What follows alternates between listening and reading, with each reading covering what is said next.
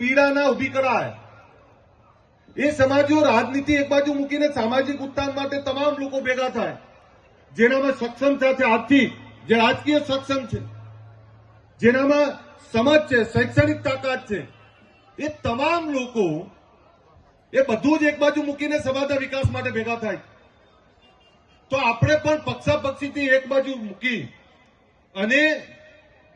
હું મહાન છું, હું વધારે શિક્ષણ મેળવ્યું છે, મારી જોડે વધારે રૂપિયા છે,